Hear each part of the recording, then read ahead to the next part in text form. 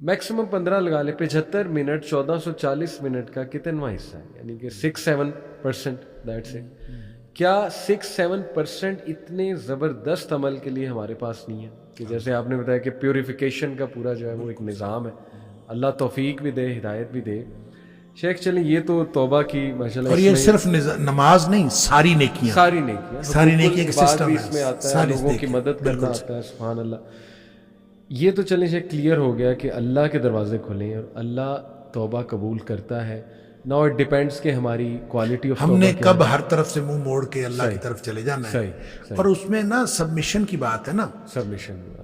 اسلموا لہو, صحیح, اسلم یسلم, اسلام کا معنی ہوتا ہے اپنے آپ کو سبمٹ کر دیں, جھک جاؤ اللہ کے, جھک جاؤ, مطیع و فرمانبردار ہو جاؤ. صحیح, یہ اصل میں کامل سپردگی ہے, بالکل ٹھیک, کمپلیٹ سبمیشن ہے. صحیح, اس میں جب پارشل سبمیشن ہوتی ہے نا, صحیح, جزوی سبمیشن, صحیح, کہ میں آدھا کام اپنی مرضی سے کروں گا, آدھا اللہ کی مرضی سے کروں گا, یہ جزوی سپردگی بھی اللہ کو پسند نہیں ہے, اور سیزنل سپردگی بھی اللہ کو پسند نہیں ہے.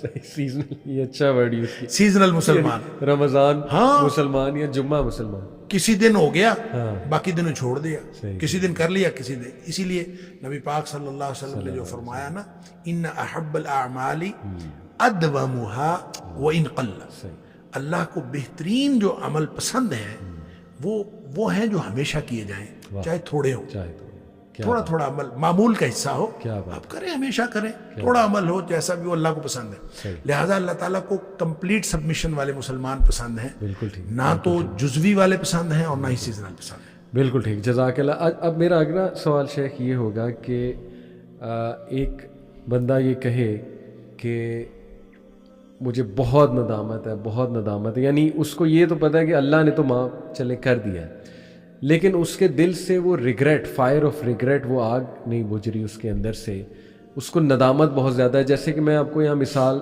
دوں اگر وحشی کی, اف آئی ایم کریکٹ, کہ وہ ظاہر ہے اس کے دل میں ایک بڑی ندامت تھی جب تک کہ اس نے مسیلمہ کذاب کو نہیں مار دیا تھا, بلکہ نبی اکرم صلی اللہ علیہ وسلم کے سامنے بھی جب وہ آیا تھا تو ہمیں یہ واقعہ ملتا ہے کہ ہمارے نبی صلی اللہ علیہ وسلم نے بھی اسے کہا تھا کہ آپ چہرہ ڈھانپ کے میرے پاس آیا کریں.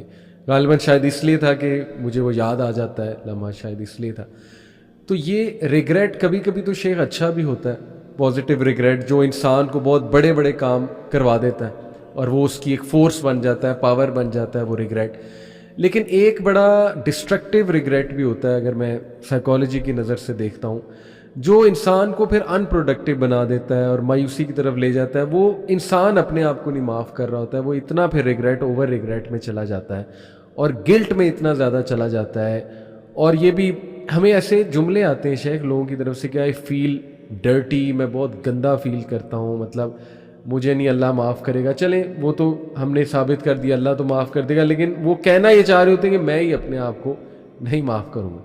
اس ریگریٹ سے شیخ کس طرح سے؟ دیکھیں ساری چیزیں جو ہے نا جی یہ جڑی ہوئی ہیں اسی نظام کے تحت, صحیح, جس نظام کو ہم اسلام کہتے ہیں اس کے ساتھ جڑی ہوئی ہیں. صحیح. حضرت عمر بن العاص رضی اللہ تعالیٰ کے بارے میں آتا ہے کہ جب وہ مسلمان ہونے لگے, نبی کریم صلی اللہ علیہ وسلم کے سامنے ہاتھ بڑھایا تو ہاتھ واپس کھینچ لیا.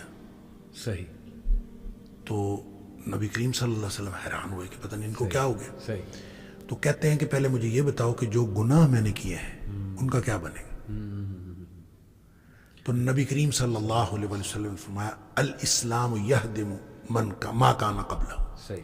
اسلام جو ہے, جب اسلام انسان قبول کر لیتا ہے تو پہلے کے سارے گناہ وہ ویسے معاف ہو جاتے ہیں. سبحان اللہ. پھر آپ نے فرمایا الہجرۃ تہدم ما کان قبلہ, ہجرت بھی ان سارے گناہوں کو مٹا دیتی ہے جو اس سے پہلے ہوتے ہیں. اور ہجرت کے بارے میں نبی کریم صلی اللہ علیہ وسلم کا ایک اور فرمان ہے کہ المہاجر من ہاجر ما نہی اللہ عنہ. اصل مہاجر وہ ہے جو اللہ کی منع کردہ چیزوں کو چھوڑ دیتا ہے. صرف وطن چھوڑنا ہجرت کرنا نہیں ہوتا, اللہ کی منع کردہ چیزوں کو چھوڑنا یہ ہجرت ہے. اچھا جو شخص یہ ہجرت کرے اس سے اس کے پچھلے گناہ سارے معاف ہو گئے. لہٰذا یہ جو سسٹم ہے اسلام کا, اس نظام کے اندر اللہ تعالیٰ نے ایسی چیزیں رکھی ہوئی ہیں کہ وہ پچھلے گناہ خود بخود معاف ہوتے چلے جاتے ہیں. بلکہ وہ جو سورہ فرقان کے اندر اللہ تعالیٰ نے فرمایا کہ جو توبہ کرنے, توبہ تو اتنا بڑا ٹول ہے, اتنا شاندار ٹول اللہ تعالیٰ نے ہمارے ہاتھ میں پکڑا دیا ہے. تم نے جب استعمال کرنا ہے کر لو, استعمال نہیں کرتے تو ہم نہیں کرتے. یہ اتنا شاندار ٹول ہے کہ وہاں تو اللہ کریم نے یہ فرمایا کہ جو لوگ توبہ کرتے ہیں الا من تاب وآمن وعمل عملا صالحا, جو واپس آ گیا اور اس نے ایمان قبول کیا, وعمل عملا صالحا, اور اس نے نیک عمل کیے, یعنی واپس آ کے نیکیاں شروع کر دی, اس کے صرف گناہ معاف نہیں ہوتے بلکہ فرمایا اولئک یبدل اللہ سیئاتہم حسنات, ان کے گناہوں کو اللہ تعالیٰ نیکیوں میں تبدیل کر دیتا ہے. جو ساری زندگی گناہ کیے تھے اب وہ نیکیاں بن جائیں گے. تو اندازہ کیجئے جب اللہ کی طرف سے اتنا شاندار ریلیف پیکیج ہے, یعنی اس سے بڑا ریلیف پیکیج ہو سکتا ہی نہیں کہ آپ جب کبھی اس ریلیف پیکیج کو استعمال کرنا چاہیں تو آپ کر لیں, نہ کرنا چاہیں تو آپ کی مرضی ہے. تو پھر اس کے بعد گلٹ کیسا؟ گلٹ تو تب رہے کہ اگر آپ کے توبہ کرنے کے باوجود گناہ معاف نہ ہوں. اگر آپ کے توبہ کرنے کے باوجود, جب اللہ تعالیٰ گناہ معاف کر دیتا ہے, ان اللہ یغفر الذنوب جمیعا, وہ سارے کے سارے گناہ معاف کر دیتا ہے. اور پھر یہ فرما دیا نبی پاک صلی اللہ علیہ وسلم نے, التائب من الذنب کمن لا ذنب لہ, توبہ کرنے والا, گناہ سے توبہ کرنے والا ایسا ہے جیسے اس نے گناہ کیا ہی نہیں. تو پھر گلٹ کیسا؟ تو یہ گلٹ والی بات بھی ان لوگوں کو ہم کہہ سکتے ہیں جن کے دلوں میں ایمان کا معاملہ ہوتا ہے. یا پھر یہ ہو سکتا ہے جیسے نبی کریم صلی اللہ علیہ وسلم نے وحشی کو کہا سامنے نہ آیا کر, اس کا یہ مطلب ہرگز نہیں کہ وحشی کا گناہ معاف نہیں ہے. وحشی کا گناہ معاف ہوا, وحشی ایک مخلص مسلمان ہوئے اور وہ اللہ کے رسول صلی اللہ علیہ وسلم کے صحابہ کرام کی جماعت میں شامل ہوئے, پاکیزہ جماعت میں شامل ہوئے اور گناہ معاف ہوا. یہ تو ایک الگ بات تھی کہ نبی پاک صلی اللہ علیہ وسلم کو وہ واقعہ یاد آ جاتا تھا تو اس لیے آپ نے کہا کہ آپ میرے سامنے نہ ہو. تو اس کا مطلب یہ ہرگز نہیں ہے کہ معافی نہیں ہے, معافی بھی ہوئی اور وہ پھر اللہ تعالیٰ نے ان سے وہ کام بھی لیے اور جو ہم دیکھتے ہیں. اس لیے یہ کہنا کہ کسی بھی معاملے میں گلٹ باقی رہ جاتا ہے, قطعاً کوئی گلٹ باقی نہیں رہتا, نہ رہنا چاہیے. جس کا گلٹ باقی رہتا ہے آپ یوں کہہ لیجئے کہ اللہ اور اس کے رسول صلی اللہ علیہ وسلم کے بتائے ہوئے نظام پر جس کو اعتماد نہیں ہے اس کا گلٹ باقی رہے گا, اور جس کو اعتماد ہے اس کا تو کوئی گلٹ باقی. میں یہی آپ سے پوچھنا تھا شیخ کہ پھر ایک تو پازیٹیو گلٹ اس طرح ہم کہہ سکتے ہیں کہ چلو اس کو ایک ریگریٹ بار بار توبہ کرنے پہ مجبور کر رہا ہے اور وہ مزید اچھے اعمال میں بڑھ رہا ہے. بار بار توبہ کرنا تو بہت اچھا ہے, یہ تو مومن کی زندگی کا منہج ہے. ایگزیکٹلی. اور کچھ ریگریٹ شیخ کچھ لوگوں کو نا سیدھا بھی کر دیتے ہیں, یعنی ان کے ساتھ رہتا ہے وہ ریگریٹ اور وہ بار بار ریگریٹ انہیں نا پھر نیک عمل کرنے پہ بھی مجبور کرتا ہے. دیکھیں ریگریٹ جو ہے نا یہ توبہ کے عمل کا حصہ ہے. صحیح. وہ جو ابھی میں عرض کر رہا تھا اور آپ نے بھی بتایا, رب انی ظلمت نفسی, صحیح, میں نے اللہ اپنی جان پر ظلم کیا, یہ ریگریٹ ہے نا. ربنا ظلمنا انفسنا, اللہ ہم نے اپنی جانوں پر ظلم کیا ہے. تو یہ, اور پھر رب انی اذنبت ذنبا, اللہ مجھ سے گناہ ہوا ہے, یہ ریگریٹ ہے. اعتراف بھی ہے اور ریگریٹ بھی ہے کہ مجھ سے گناہ ہوا ہے, اور اس سے جب انسان اپنے گناہ سے معافی مانگتا ہے تو پھر اللہ تعالیٰ اس کو معاف کر دیتا ہے. بے شک. تو ہم یہ کہہ سکتے ہیں کہ جو نیگیٹو والا گلٹ ایک حاوی ہوا ہے آپ پہ کہ وہ جا ہی نہیں رہا, تو یہ بھی میرے خیال پھر اللہ کی اس پہ نہیں شک کرنا ہے. یہ آپ یوں کہہ لیں جی یہ ایمان میں کمزوری کی علامت. بالکل. ایمان جس کا پاک ہے, صاف ہے, جس شخص کو یہ ریگریٹ نہیں جا رہا اس کو بار بار اللہ کی طرف دھیان دینا چاہیے, اللہ تعالیٰ پر اعتماد کرنا چاہیے. اللہ ربی لا اشرک بہ شیئا, یہ بار بار کہنا چاہیے, اور توجہ کر کے معنی کے اوپر بار بار یہ کہنا چاہیے. انشاءاللہ میں آپ سے پوچھنے والا تھا کہ یہ ایک فیئر حاوی ہے اس پہ, خوف حاوی ہو چکا, اور شیطان بھی پھر بار بار اسے ظاہر ہے وہ پنچ کرتا ہے. بخشنے والا جب اللہ ہے. بدو ایک آیا تھا نا, اس نے آ کے نبی پاک صلی اللہ علیہ وسلم سے پوچھا حساب کس نے لینا قیامت والے دن. اللہ اکبر. نبی کریم صلی اللہ علیہ وسلم فرمایا اللہ نے. وہ خوش ہوتا ہوا اچھلتا ہوا چلا گیا. اس نے کہا اگر اللہ نے حساب لینا تو پھر میں تو بخشا گیا. تو دیکھیے گمان چیک کریں, یہ تو ایمان, اللہ نے جب حساب لینا ہے تو اللہ تعالیٰ تو مجھے معاف کر دے گا. تو جو ایمان کی یہ کیفیت ہوگی تو انشاءاللہ کوئی مسئلہ نہیں. میں آپ سے شیخ یہ پوچھنا چاہتا ہوں کوئی ایسی دعا بتا دیں اس فیئر کو اوور کم کرنے کی, جیسے آپ نے ایک تو یہ اللہ ربی لا اشرک بہ شیئا, اور کچھ ایسے کلمات پتہ لگ جائیں جو دعا کریں تو ایک دیکھیں تقویت ایک تو ملے. استغفار جو ہے نا صحیح. بہت بڑی چیز ہے. استغفار کے بہت سارے کلمات حدیث کے اندر آئے. ایک ہے استغفار رب اغفر لی وتب علی انک انت التواب الغفور.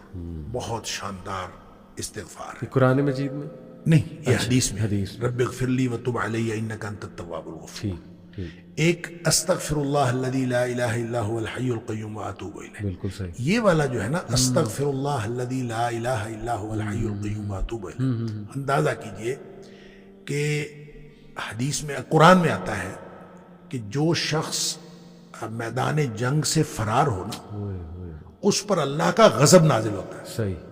یعنی میدان جنگ سے، میدان جہاد سے جو شخص فرار ہو صحیح. اس پر اللہ کا غضب نازل ہوتا ہے. صحیح. اس قدر اس نے بڑا جرم کیا. نبی کریم صلی اللہ علیہ وسلم فرماتے ہیں کہ جو شخص سوچ سمجھ کر 3 دفعہ یہ پڑھ لے استغفر اللہ الذی لا الہ الا هو الحی القیوم واتوب الیہ، 3 دفعہ سوچ سمجھ کے پڑھ. نبی پاک صلی اللہ علیہ وسلم فرمایا اللہ تعالیٰ اس کے سارے گناہ معاف کر دیتا ہے، چاہے وہ میدان جہاد سے فرار ہوا ہو. آپ اندازہ کریں پیچھے بات کیا رہے گی. یعنی اتنا بڑا اگر گناہ اس سے سرزد ہوا ہے اور وہ اللہ سے معافی مانگتا ہے استغفر اللہ الذی لا الہ الا هو الحی القیوم 3 دفعہ یہ کہتا ہے تو اللہ تعالیٰ اس کے سارے گناہ معاف کر دیتا ہے. پھر حدیث میں آتا ہے کہ سبحان اللہ و بحمدہ، جو شخص یہ 100 دفعہ پڑھتا ہے سبحان اللہ و بحمدہ، بس اتنا، اور اللہ تعالیٰ اس کے گناہ معاف کر دیتا ہے چاہے سمندر کی جھاگ کے برابر ہو. یعنی جتنے بھی گناہ ہیں اللہ تعالیٰ معاف کر دیتا ہے. تو یہ اسی طرح جو اللہم اجرنی من النار ہے، یہ 7 دفعہ اگر کوئی شخص صبح کے وقت پڑھ لے، 7 دفعہ شام کے وقت پڑھ لے، اگر اس دن میں اور اس رات میں اس کی موت آ جائے اللہ تعالیٰ جنت عطا فرما دے گا. پھر سید الاستغفار ہے. یہ تو میں سمجھتا ہوں شارٹ کٹس ہیں. تو سید الاستغفار 1 دفعہ پڑھ لے اللہم انت ربی اللہم انت ربی لا الہ الا انت خلقتنی وانا عبدک وانا، تو یہ 7 دفعہ، یہ 1 دفعہ پڑھ لے. دن کے کسی ایک حصے میں پڑھ لے، اس دن فوت ہو گیا تو انشاءاللہ جنت میں چلا جائے گا. رات کے کسی ایک حصے میں 1 دفعہ پڑھ لے تو اس رات فوت ہو گیا تو جنت میں چلا جائے گا. تو گویا صبح و شام کے یہ اذکار میں یہ تو شارٹ کٹس ہیں کہ اگر انسان یہ پڑھ لے تو انشاءاللہ وہ جنت میں جائے گا. باقی جو انسان کو یہ خیالات آتے ہیں نا، سائیکولوجیکلی انسان کو ریگریٹ ختم نہیں ہوتا یا گلٹ ختم نہیں ہوتا، یا آپ کہہ لیجئے کہ اس کے وسوسے ختم نہیں ہوتے، تو اس کے لیے ایک علاج نبی کریم صلی اللہ علیہ وسلم نے بتایا، وہ ہے لا حول ولا قوت الا باللہ. بس اتنا. صحیح. اور اس کو اگر 100 دفعہ کوئی شخص پڑھ لے لا حول ولا قوت الا باللہ. صحیح. لیکن پڑھنا کیسے ہے؟ پڑھنا اس طرح نہیں ہے کہ آپ بس پڑھتے جائیں.